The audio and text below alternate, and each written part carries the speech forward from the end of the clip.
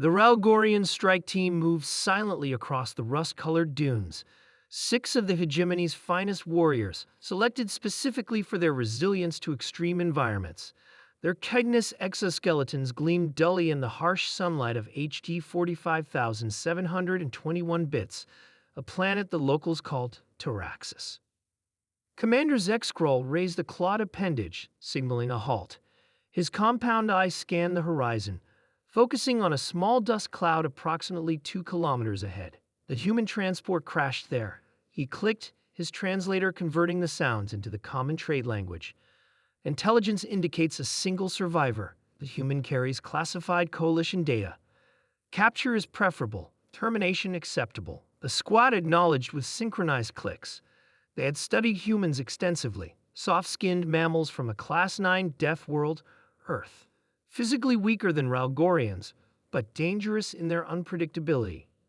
This particular human had escaped a hegemony detention facility on the orbital station 3 days ago, stealing a shuttle and crash landing on this uninhabited desert moon. Temperature is rising to 53 degrees Celsius, reported specialist Verzak, checking his environmental scanner. Atmospheric moisture at 3%. Conditions approaching our physiological limits. Commander Zexcroll chittered in derision. The human will be incapacitated by now. These conditions are lethal to their kind within hours. Without extensive support equipment, the team advanced cautiously toward the crash site. The shuttle had buried itself halfway into a dune, its hull scorched and warped. The emergency hatch hung open. "Life signs?" Zexcroll inquired. "None detected within the vessel," replied Verzak.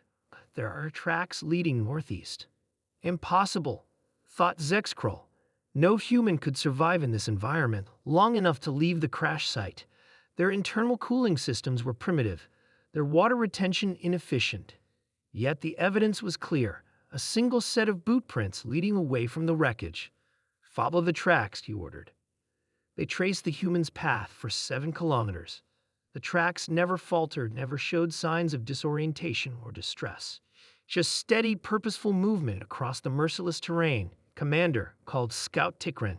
"Movement ahead." Behind that rock formation, the team took defensive positions, weapons drawn.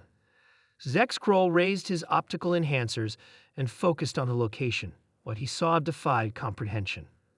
The human sat calmly in the shadow of a boulder, methodically working on something. Around him was a small camp. A crude fabric shelter had been erected, angled to maximize shade. A reflective material, salvaged from the shuttle's emergency kit, Zexcroll realized was spread beneath it to minimize heat absorption. Most baffling was the water collection system. The human had arranged clear containers in a sequence, with tubing connecting them. Moisture appeared to be condensing inside the containers, droplets forming and running down to collect in a central reservoir.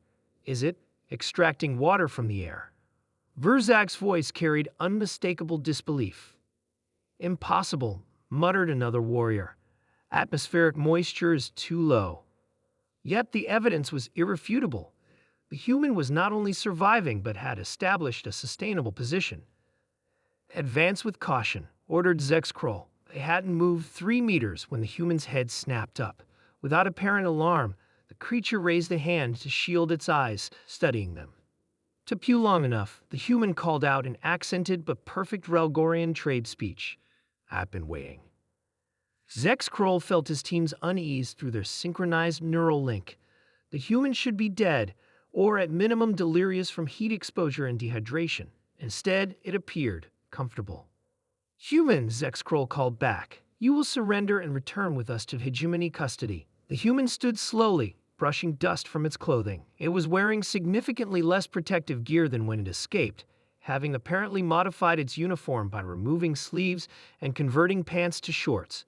Its exposed skin was darkened by the sun, but showed no signs of severe burning or blistering. "I don't think so," the human replied casually, "but I'm happy to chat while I finish my preparations." As they cautiously approached, Zexcroll observed more details of the human's camp. A series of small pits had been dug around the perimeter, camouflaged with loose sand, primitive but effective traps.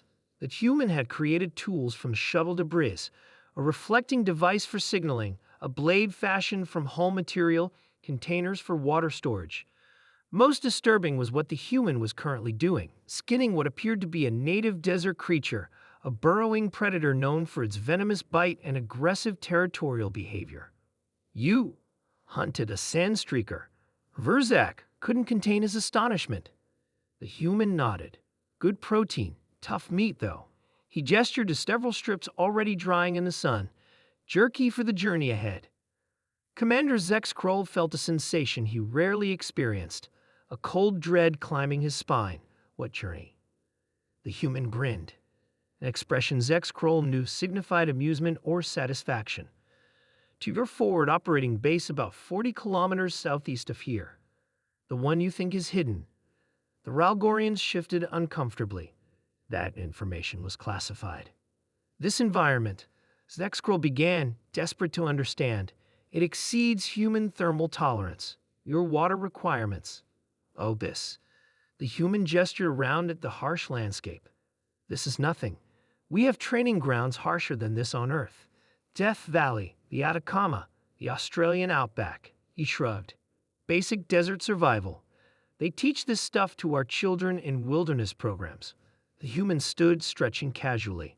Now, I suggest you all leave while you can. Night's coming, and temperatures drop fast here.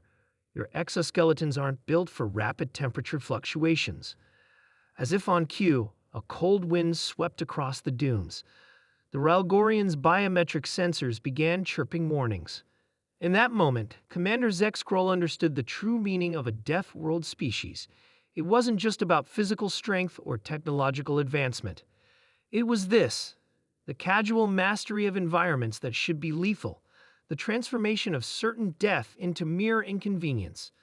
For the first time in his distinguished career, Zexkroll gave the order to retreat without completing the mission. The humans' laughter followed them across the darkening sand.